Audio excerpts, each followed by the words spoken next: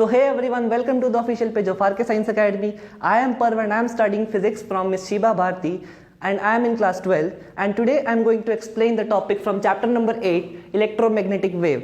तो हमें पता है कि हमारी दो टाइप की वेव्स होती हैं,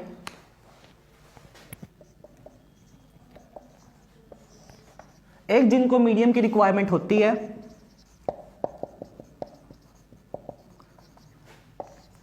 और एक जिनको मीडियम की रिक्वायरमेंट नहीं होती। ठीक है, तो दो टाइप की वेव्स हैं, जिनको मीडियम रिक्वायर्ड होता है और जिसको मीडियम नहीं रिक्वायर्ड होता। तो 9th क्लास में हमने इसका एक बहुत अच्छा एग्जाम्पल पढ़ा था कि किसको मीडियम की रिक्वायरमेंट होती है, वो है हमारी साउंड वेव। साउंड वेव एक ऐसी वेव है जिसको मीडियम रिक्वायर होता है अपनी प्रोपगेशन के लिए, और जिसको मीडियम की रिक्वायरमेंट नहीं होती that is our electromagnetic wave. ठीक है, तो अब हम डिस्कस करते हैं कि what is electromagnetic wave.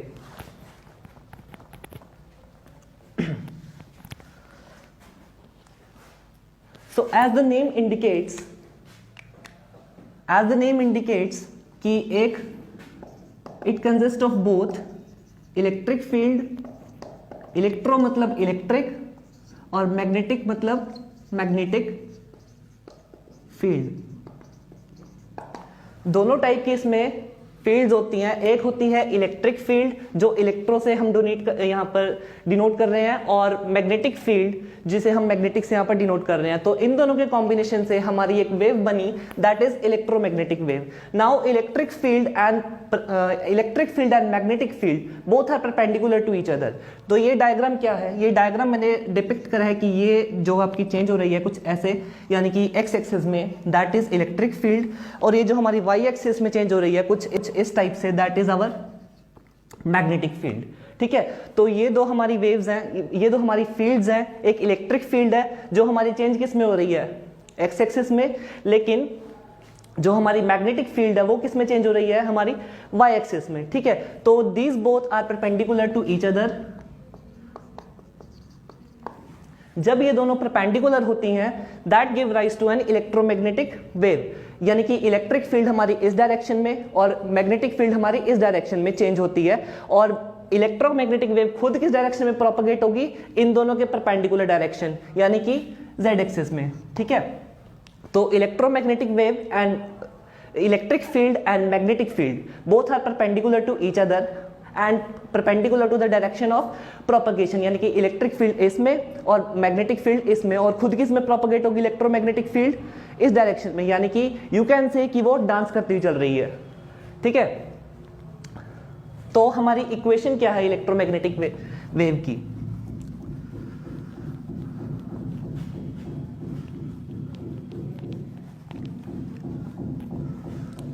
Electromagnetic wave की इक्वेशन के बारे में डिस्कस करेंगे। इलेक्ट्रिक फील्ड के लिए क्या इक्वेशन है, E is equal to E naught sine के x plus minus omega t. So this is the equation for electric field in case of electromagnetic wave, and for magnetic field it is B is equal to B naught sin kx plus minus omega t।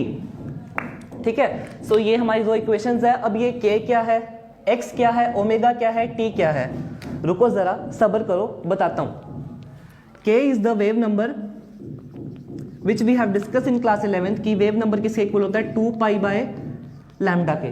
ठीक है, और x क्या है, direction of propagation, direction of propagation किसकी, electromagnetic wave की, यानी कि EM wave की। ठीक है, उसके बाद आता है ये ओमेगा। ओमेगा भी हमने 11th में पढ़ा है, दैट इज एंगुलर फ्रीक्वेंसी।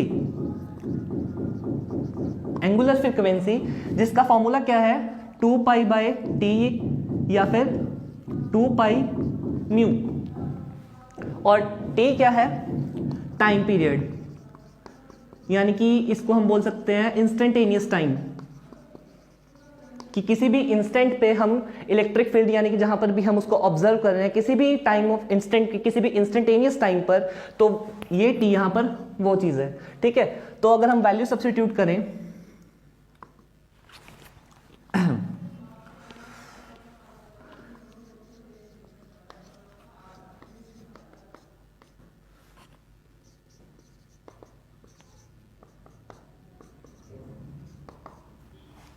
तो 2 पाई कॉमन आ जाएगा,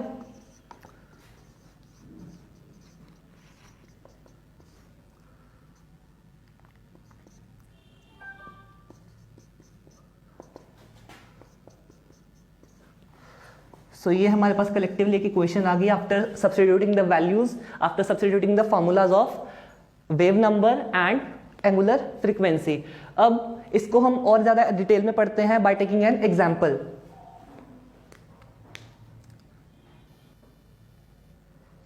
सो दिस इज आवर एग्जांपल। ये हम एक इक्वेशन दी गई है इलेक्ट्रिक फील्ड के लिए। हमारी स्टैंडर्ड इक्वेशन लिख लेते हैं हम पहले।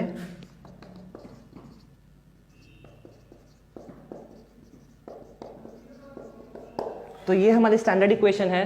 इस इक्वेशन को इस इक्वेशन से कंपेयर करो।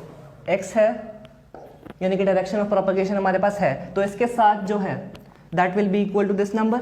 ठीक है, तो हमारे पास k किसके इक्वल आ गया 0.5 इंटू 10⁻³ के। वेव नंबर हमारे पास आ चुका है।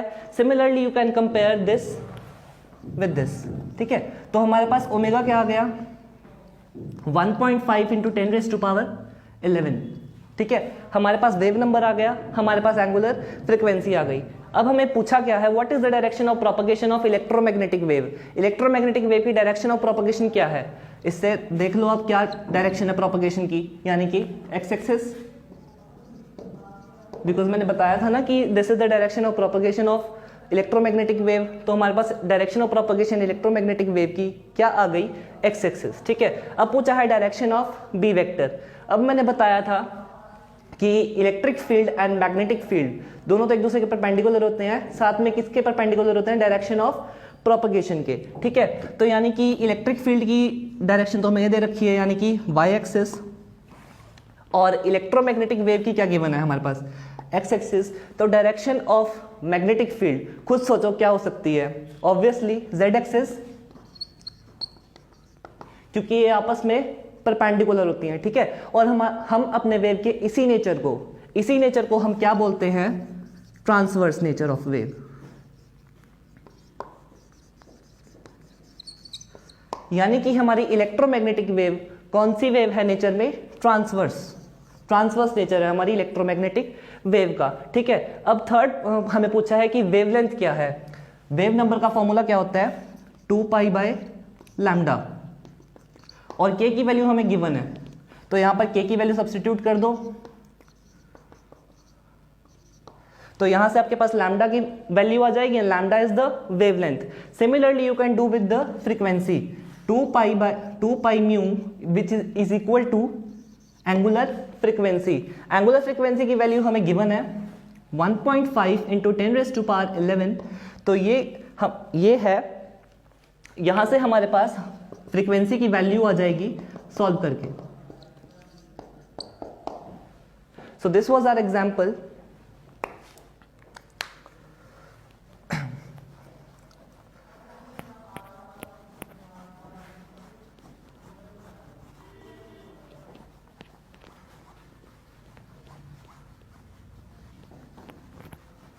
अब हम पढ़ते हैं इलेक्ट्रोमैग्नेटिक वेव के सोर्सेस क्या हैं।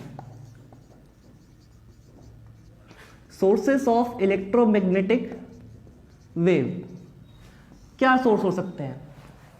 पहला सोर्स एक्सेलरेटेड चार्ज पार्टिकल। जब हमारा चार्ज पार्टिकल एक्सेलरेट करेगा तो कौन सी वेव प्रोड्यूस होगी, electromagnetic wave. And the second source is LC oscillation.